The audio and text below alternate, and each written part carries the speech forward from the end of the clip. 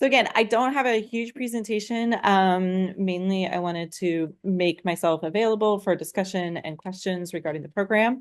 And again, for a little qualification though, I am new both to Olympic College, this position, and Kitsap Peninsula. So in April, I moved from the Washington, D.C. area. Previously, I was a high school English teacher, but I also have a background in mental health policy development. And so I was kind of merging my two worlds of education and mental health and kind of public policy in this position. So one of the main initiatives I am leading is our hunger-free campus. And also, I wanted to just do a quick planned acknowledgement. We like to do these Olympics, and I think it's important. So Olympic College honors and acknowledges the land on which we meet, learn, and work is the Aboriginal territory of the people of the Clear Salt Waters, specifically the Suquamish and the Duwamish tribes. We acknowledge and appreciate the enduring presence and deep traditional knowledge of the Indigenous people with whom we share this land today. We pay our respects to the people of the Clear Salt Water and their elders, past, present, and emerging. And we also acknowledge the important role the Suquamish and the Duwamish tribes continue to play within the people of the Clear Salt Waters territory. Yeah. So I can read my slides. Oh, thank you. So I can read my slides without turning my neck around. Yeah. Thank you, Maureen. And then also a labor acknowledgement. We acknowledge that our nation, our institutions have benefited and profited from the free enslaved labor of Black people. We recognize the entanglement and the interconnected histories of Indigenous peoples who were forcibly removed from their land and the plight of the Black people who were forcibly brought to it. We acknowledge the enduring impacts of the African diaspora and lift up the contributions, talents, and dreams of Black communities. Importantly, we acknowledge the immigrant and refugee labor that has contributed to the building of this country within our labor force, including voluntary, involuntary, trafficked, and undocumented peoples. We recognize and honor their important contributions to our good state and to this nation. Maybe. There we go. So kind of the three main areas I want to talk about today is kind of like, what is the need? Why was this initiative through the Washington Legislature? Why was this acknowledged as something that was really going to be at the forefront of the state institutions? And how is that being addressed now? And kind of what are some of the major barriers to achieving our goals on campuses? So the Washington College Student Food Insecurity. This is the 2024 Basic Needs Survey that Washington State did with their college students. And as you can see, when you're looking at 0% food insecurity is the purple. I'm not seeing any purple in there whatsoever. So all of our students have at least some food insecurity when they're on campus. This includes our four-year institutions like UW over in Seattle, where I think a lot of people think that if you're at a, somewhat prestigious four-year university, there's no way that you could not have food on your table every day. But that is a fallacy. And then if we are looking at actually our high, which is our dark blue, that is almost 50% of our Washington State college students report high food insecurity. And then if you look at the breakdown of who is facing that, the dual credit students, those are our students that are high school students that take credit while they are in high school. So that then is incorporating some of those K through 12 in food insecurities. So that one's a little bit skewed in that sense. But then if you look at also some of our marginal communities, this was something that I was seeing even back in DC as a teacher, the two or more, and a lot of our Asian American and biracial students are really the ones that are facing a great deal of marginalization and insecurities throughout the school systems. And I'm seeing that, I saw that in the DC area, and when you jump the coast to the West Coast, you're seeing some of the similar statistics. And there's a whole conversation that could be had about that, but we're seeing some of that play out. So just wanted to kind of note why I have a position at Olympic College, why this is such a focus, and why I'm so pleased to be here speaking to you all and having the support that Ursula and Maureen and Connie have shown us to this point. And probably why when you spoke to the president, he mentioned this as a focus for the college. So what is being done right now? What we have on our campus, and I will state that Olympic College, as far as their resource center, it was one of the first in the state. It's kind of a model for a lot of especially community colleges as far as the depth of resources that they provide to their students. So I'm really lucky that I'm walking into a fairly robust machine that I'm just hoping to grow and to kind of, build past its already strong state. So we currently have food pantries on all three of the campuses. So that includes our Shelton and our Paulsbo campus. The Bremerton one is obviously the largest. Both the Paulsbo and the Shelton ones are pretty small, and they are self-serve in the sense there's not anyone there and we're not really monitoring it on a daily basis. The Bremerton one is getting an upgrade. And so if you've ever seen the Bremerton Food Pantry on our main campus, it is being moved to the Bremer Center, and will be a lot more accessible, larger. It will have greater refrigeration and freezing capacity, which will increase our availability for fresh produce and kind of more perishable items, which will be great for the community. We also have a food voucher program. And as you can see in my little brown circle there, in just 8 weeks, we provided 624 food vouchers. This was supported by the student government, but our office were the ones that actually provided those vouchers to students. It was twice a week. We offered a voucher where they could go over to our cafe and purchase up to $12.50 worth of hot food. And so it's something that right now it's 2 days a week. Fall, winter, and spring. We don't have the finances for the summer right now, but we're hoping that we just piloted this in the fall. So I kind of came into it on the tail end. But in just the 8 weeks that I was there, 624. And I did the statistics for something else, and it was over 2,000 vouchers that we provided throughout the fall, winter, and spring terms. So they can, each student can use that twice a week. So we offer them twice a week. And so they come to our office and we provide them the little paper voucher. So on Mondays and Thursdays, we tried to get students that had Monday, Wednesday classes and then Tuesday, Thursday classes to try and reach as many students as possible given scheduling. And they come to our office. They are first come, first serve. And we do have a limited amount because we do have a budget. And so we kind of took our budget, divided that by, twice a week, the number of weeks that we had. And we had about 40 vouchers per day that we were able to hand out. And I will tell you, those are usually gone by 11 a.m. So the students come in, and I would say I turn away anywhere between 5 and 10 students per day that we're handing them out who didn't come. We do have, though, other food resources in the resource center, which are our grab and go stations. We have one in our resource center, which is available anytime our office is open, which is Monday through Friday, 8 to 4:30. And that's our most robust one. And so we have bags that actually contain pretty much 2 meals. They'll have like a canned soup or a, couple of different canned items that could be a complete meal, plus some snacks, packets of oatmeal, these types of things. And then we have just snacks, grab and go. We will have top ramen or microwave mac and cheese, granola bars, power bars, fruit strips, those types of things available on that shelf. And then kind of what the initiative that I pushed forward when I got here, and which Maureen and Connie and Ursula have been able to see, is that we've expanded those grab and go stations to other buildings so that they're also after hours, because obviously we're a Monday through Friday, right? And we have a lot of evening classes, given that it is a community college. And so many of our students are working during the day and aren't able to sneak into our office before 4:30 when we close the doors. So we have currently baskets in our veterans building.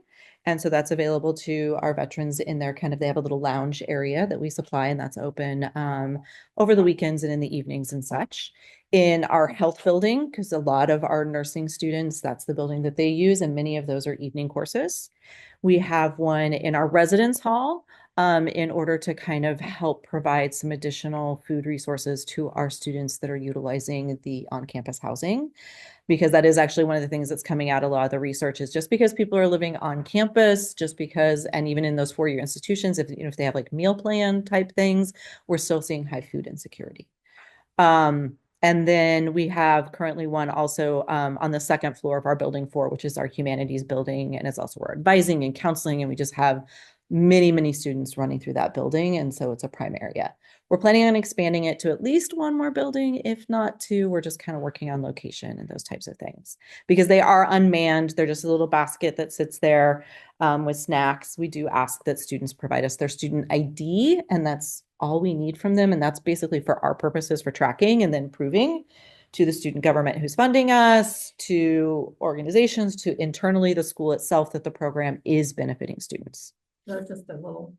It's a little, well, I have two things. There's a QR code. Oh. So for our students that do use their phones and are handy with that, they can just click on the QR code and there's a quick form that just says, please give us your student ID number.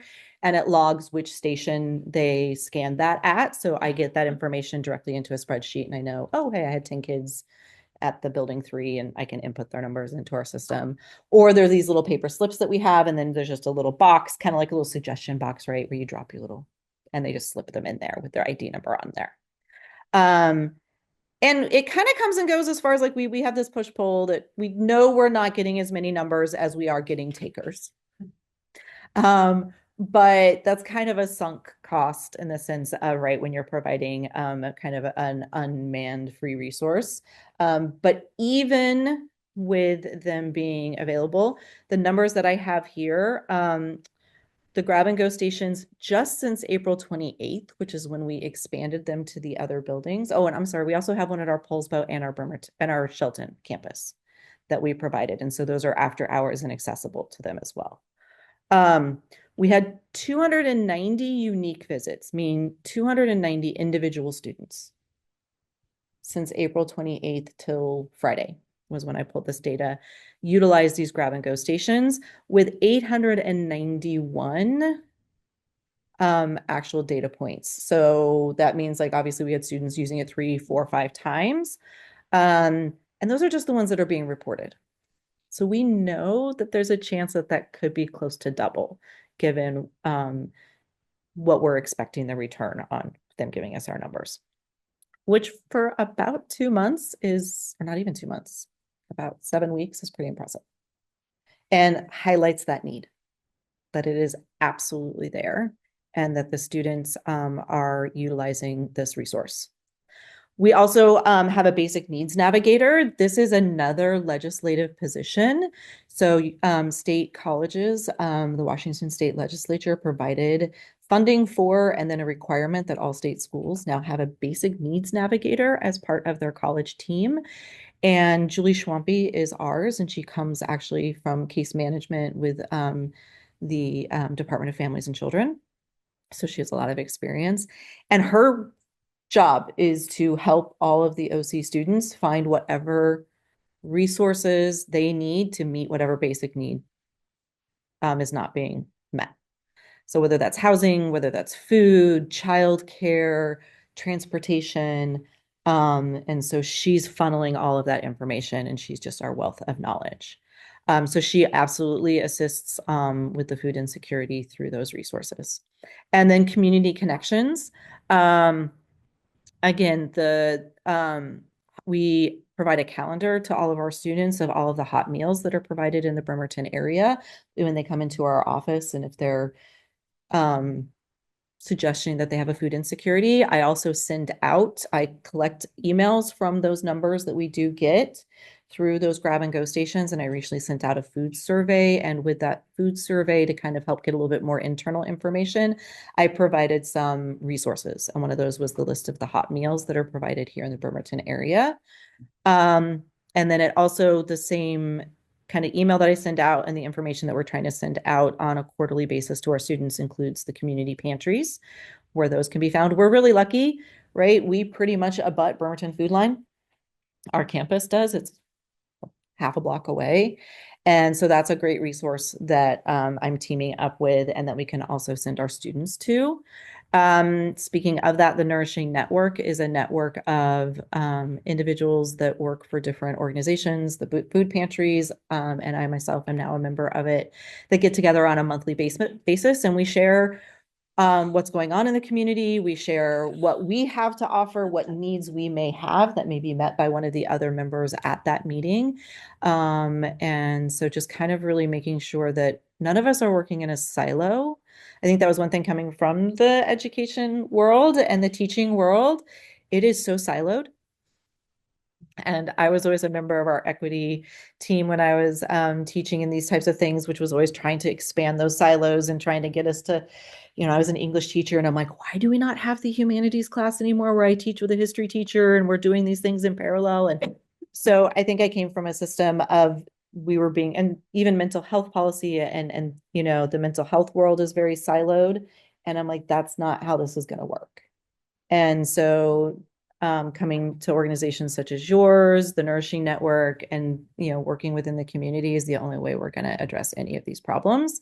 So that's one of my main goals coming on, is to try and break through those silos and make sure that none of us are just blinders on and, well, we're just helping our kids.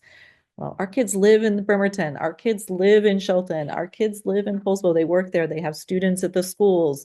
They are not just OC students, they are Kitsap citizens, and we need to make sure that we're addressing their needs once they're off campus too.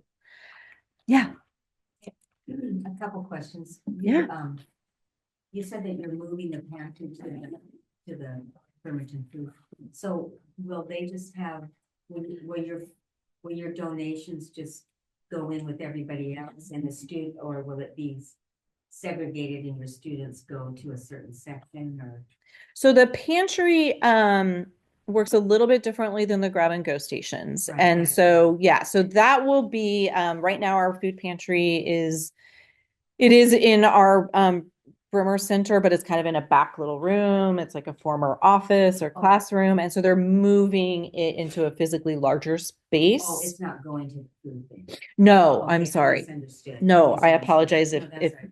that I got those. Okay, but it will give you the possibility of refrigeration and, okay, I'm sorry. I thought you said it was moving to the. No, it just is going to be a bigger space on campus. And so, and also it has more, refrigeration and possibilities. And we do have a relationship with Bremerton Food Line and pick up twice a week from there to bring to our food pantry. Oh, that's good. And then the other question was just about, and I know it will take time, but is there any way to, do you have plans to sort of indoctrinate the grab and go students to how important it is to put their ID number in, like, student government is paying for this. So if you wanted to continue, please put your number in.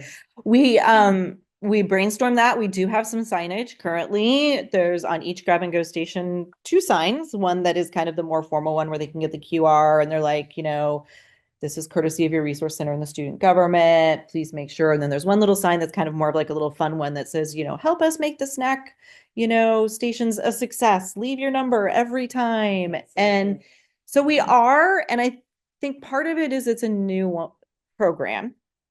And then it is just a matter too of education and hopefully the more they're there. And I also do have a little one over the summer. We're not filling them as frequently simply because we don't have as many students on campus. And so I now have a little sign in there that is like, is this basket empty? If it is, please come to the resource center to learn about more resources and grab a snack there. And then my hope is that if we get more individuals into the resource center and they kind of see what we do, they maybe grasp why we're asking for their number. Because there is always that little hesitant, like, well, why do you need my student number? Right. Yeah. Right? Why are you tracking me? Yeah. Right. And trying to tell them, like, look, all we're doing with that number is literally providing that information to say that this is a need and please keep funding us. Right? And let us expand. And then also, it is a number that I can then use and grab their email and provide them, and they can completely ignore it if they want to, but the food survey and the additional food insecurity resources that we have that can go out even just via email. We also just got permission, which it's always fun working within institutions, to do some more mass texting because so many millennials and Xers or Zers do not do email. We have many, many students that come into our office and we're like asking questions. We're like, did you read your email? I don't read my emails. Maybe you should read your emails. So we're getting texting capabilities so that we can text out surveys and we can text out food information. We're also hoping in August or September to open a weekly fresh market where we work with Kitsap Harvest and are bringing in the gleanings from the local farms and individuals' gardens and even just staff gardens. Like, hey, do you have a plethora of zucchini this fall? Please bring them in and have a fresh market for students that again will be completely free. They just come and grab what they need. So we're trying to figure out ways to expand the resources on campus. I have lots of big ideas, and so I'm always like pushing things, and then I always jump way here with the hope that then I get here. I'm like, hey, what about an edible campus? And they're like, hey, what about a weekly fresh market? And I'm like, okay, well, we'll start there. And then, 6 months later, after the fresh market is there, hey, what about an edible campus? So we'll eventually get there is my hope. But that's kind of always the way my big picture brain works. So some of the main barriers, these are the things we're dealing with on a daily basis, right? Access. And it sounds right that, well, wait, you have accessibility, but do we really, right? We have it in a handful of buildings. Students still need to either come to those buildings, know that they're there. They need to come into our office to receive those. The pantry at the moment is kind of tucked back. There's some discussion because it's moving to a more prominent location. Is that good? Is that bad? There's a lot of conversations in the food insecurity world as to far as where pantries should be located and these types of things because of number 2, the stigma. Food insecurity still has a major stigma within our communities. And it just is a struggle for a lot of our students to admit that they need help with food. It's a basic thing. We all need it. And to admit that you just can't make that work really is a challenge for a lot of our students. So trying to make those grab and go stations unmanned, accessible, those types of things, and making it both more common and also more private, I think is this push-pull, right? We want to have a nice big fresh market table where you can just come get your fresh food, but then you also are going up and people know that you're not paying for it. So it's a push-pull always. Dietary needs, right? We do have a lot of individuals in our community that have specific dietary needs, whether those are allergy, religious-based dietary needs, these types of things. And so we're trying to make sure that our pantry and our grab and go stations are trying to be as kind of inclusive as possible with what food items. But as you all know, a lot of times the more specific dietary need foods are more expensive. And so again, as we're trying to find, ways to provide as much food as possible in bulk and ways that are quick and grab and go, trying to find those dietary needs specific foods also increase kind of the budget. The mental health aspect, co-concurrencies with, basic needs not being met and individuals dealing with certain, mental illnesses is part and parcel to this discussion. And sometimes our students, when they're in that hierarchy of basic needs, while food might be important, they can grab a few things here or there. They're dealing with being unhoused. They're dealing with, maybe a substance abuse. They're dealing with domestic violence and all these different kinds of things. And so understanding that this is a holistic picture and again, not a silo. And we're not just addressing food insecurity. We're trying to address the whole student. And then there is a scarcity mindset, right? We have a lot of students, even though when they're asked on a survey, as we saw from the Washington State survey, seeing almost 50% of our college age students saying that they are food insecure, when they're then presented with an offering of free food, they think that they don't need it as much as the next person does. And so sometimes they're not taking what they need because of a scarcity mindset. And so again, getting through that no, if you need it, take it. There's no stigma. And if the next person needs it, guess what? We're going to make sure they get it too. You getting it, this isn't a sum. It's not a piece of pie. Just because you get a meal doesn't mean the next person doesn't get a meal. We will make sure everybody gets what they need. So please don't take something that you need because you think you're taking it out of somebody else's mouth, because that's not true. So that's what I had. And then really, I just wanted to, open up for questions, discussion, anything that you all would like and whatever else you all have on your agenda for today. I just have a comment. Yeah. When Connie and I were at the office, it was around noon, I think, and there were several students coming in and you were already out of vouchers. And it was clear that they needed food. So in that short amount of time that we were there, several people came in and grabbed and went. So the need was palpable. Yeah. And again, it's very holistic with the food. We're right now at the end of a term, beginning of our summer term, and we also have a book lending library in the resource center. So this week it's been, I think yesterday, I checked in close to 75 textbooks and checked out close to 25 textbooks because those are expensive. And so we have our free lending library. So we're trying to address as many needs as possible. So yeah, on any given day in our resource center, you can have individuals that are coming in for food vouchers. We have individuals that are coming in to talk to our basic needs navigator, and we have emergency grants for everything from, homelessness to just pure emergencies. Hey, my tire blew on my car and I can't get to school if I don't have a car. We have bus tokens, all that kind of stuff. So our office's goal is to say yes and to make sure that if a student needs resources, we either give them to them or figure out how to get them to. So this is so basic. So I've been in the Bremer Center is the union, or it's the cafeteria. Yeah. Okay. So past the restrooms, Yes, that's where the resource center is? No. So we were there temporarily. So the resource center has moved around a couple of times. Luckily, when I got here in April, we were where we are. So, but I do know that for a brief time, they were sharing space with the Multicultural Center, which was back there where you're talking about, while they were renovating the space that we're currently in. Right now, and the goal of where it's staying, is the resource center is in building 4, which is our main building for students. And it's where our welcome center, our registrar, our financial aid all are, our counselors, our advisors. And so we are right next door to the welcome center.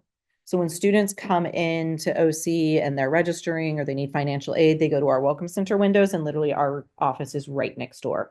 So we're as close to kind of where students all will be at some point as we could be. Because I literally have students that have no idea where the Bremer Center is. Which is the main that you were talking about. And building 4 is the big humanities building? Is the humanities building. Okay, thank you. Yeah, absolutely. Yeah, a student that was graduating today. The graduation is today, right now, actually. And they needed a cap and gown. And I was like, well, we have a cap and gown, but you need to go buy your tassel at the bookstore. And they're like, where's the bookstore? And I'm like, okay. Oh my, they're graduating. They didn't know where the bookstore was. And I was like, all right, the teacher and me took a breath and was like, yeah, that tracks. And so again, we know that our students aren't. So the goal, like being right next to the welcome center, every single student has to come there. That's where they register for school. So at least we can try and grab them when they're there. But again, the outreach is important too, both on campus. I'm working to try and build some of our relationships even on campus with our outreach department and our other departments to make sure that they know we're there and they send their students to us. Yeah, Connie. I think that this was the answer when we were, maybe it was Maureen, I'm not sure, but anyway, the state sponsored, did they sponsor the survey? And then They did. And then they said every school should have a person, but was there not money behind it? So for the Hunger Free initiative, I don't think there was any money behind the Hunger Free. There was behind the Basic Needs Navigator. And I think maybe their thinking was that their Basic Needs Navigator would accomplish the Hunger Free initiative. So the schools, OC is paying your salary. Yeah, so it's a bit of a, well, traditional kind of like multiple grants paid for my salary. So we utilize, and I also work with our passport students who are the former foster youth and unaccompanied homeless youth. And so we get some state funding for that. So my salary comes from a little bit of that, from the emergency, comes from student government, comes from the foundation. So they kind of Frankenstein my salary together in order to get an additional person to work on a couple of the more intense, the passport and the Hunger Free campus initiatives. Because the resource center, which is, again, it's building, it's expanding how much it's reaching students, but then that means that their capacity is really being, tested. And so they brought in, my position's brand new. Yeah. And it seemed like it seemed like that this grab and go was the easiest thing for us because we could just donate stuff. Because you said that really donating money gets really difficult. So, because when you talked about those food vouchers, it sounded like it would be nice to help on that, but you said it's really more complicated. It is a bit of a bureaucracy. So the food vouchers are paid for by the student government, and the student government has a massive budget. They actually probably distribute the most funds for student anything on campus. Rightly so, it's controlled by the students. They're the ones that are utilizing those resources and are accessing it. And so that's where the majority of our funding comes from for those types of things. If you donate money, it has to go through our foundation, the nonprofit portion of Olympic College versus directly to us, the resource center, really. And then it can be earmarked for us in the resource center. And so that goes into one of our budgets that we can then use. But it kind of filters through a couple of different departments to do that. So in addition to food, some of the things that we can accept and do accept are like Safeway gift cards, those types of things, gas cards, that kind of stuff we do. And those you can donate directly to the resource center without going through student government or the foundation. So basically commodities we can take. We can take food. We can take gift cards. We can take textbooks, laptops, hygiene products, those types of things. If it's a commodity, we can take it. If it's dollars, it needs to go through the foundation. Yeah. Could you describe a little bit about how you can make the faculty aware, except by individual faculty members discovering? Our faculty is actually pretty amazing. So a couple of things that we do is we have a syllabus statement that is asked to be put on all faculty syllabi that describes the resource center and explains kind of what we do and where we're located. So again, it requires the student to read the full syllabus, which doesn't always happen. We do have a lot of faculty that are huge champions of ours that do communicate that information to their students. And the faculty are actually great about, we literally just yesterday, the STEM department chair rolled through with 3 giant boxes of Costco items that they had for the end of the year. They collected money from the faculty and they went out and bought stuff for our grab and go station in the resource center from the STEM faculty. They also, as a organization on our paychecks, we can ask for a portion of our paycheck to go directly to a portion of the campus. And so you can say, hey, I want $10 a paycheck to go to the resource center. And then that goes into kind of the foundation, and then they filter it into our foundation budget. So there are multiple ways that our faculty get involved. I would love to make it even bigger and broader and take those examples of some of the great faculty spokespeople that we have. We have one woman in our, Barbara, who's in our nursing program, actually our healthcare program, who's amazing and a huge champion. And then again, the STEM department, Jason's amazing, and take those models and have them maybe speak to some of their other faculty members in other departments. But really our faculty is really quite supportive. And we also have a system at OC called You Connect that faculty, staff, anybody, students, and they can refer a student for needs. It both can be mental health needs, but also it can just be, hey, I had a student that just was telling me they couldn't get their work done because they don't have a laptop, or they couldn't get their work done because they just got kicked out of their house. And they can send a little quick note through our You Connect, and then that goes to our CARES team, who our basic needs navigator is a part of. And then she'll get that information and be like, oh, hey, we have somebody who was just kicked out, or somebody who lost childcare, or somebody who this, and then they'll try and grab that student. So I'm not sure. One of my dear friends was a former professor at OC, and we have a group, and once a month we walk, and then we choose an organization that we want to give our money to that month. And she always chooses students in need. So that is our resource department. So if Students in Need group, SING, is the old name for the resource center. Okay. And that was changed, I want to say at least maybe a year or two ago. And again, it was that students in need thing. And it's that idea of the stigma and the access, right? It's one thing to like walk into an office that says students in need. You're like, well, maybe I'm not in need. I just have versus resource center, right? And as former librarians in the room, right? Sometimes resources just mean resources. I have information, I have whatever. So we changed it. So students in need is the resource center. She probably knows that. She may or may not, like literally a lot of our stuff still says sing. And so I was going through our website and making some updates and there were still a few, even though like the main page says resource center, there were a few of those older links and just connecting points that said sing and stuff like that. So if she brings in the money, she would know where she would bring it to the resource center, but then you couldn't, She would probably bring it to the foundation, but earmark it for the resource center. okay. And So then again, that has to. We're Okay, not really allowed to accept cash. Thank you. My director gets very angry. Just because there's a lot of they don't Yeah. want just employees grabbing it. They want it to go through the foundation. Yeah. You mentioned gift cards and you did say Safeway. What other cards could we?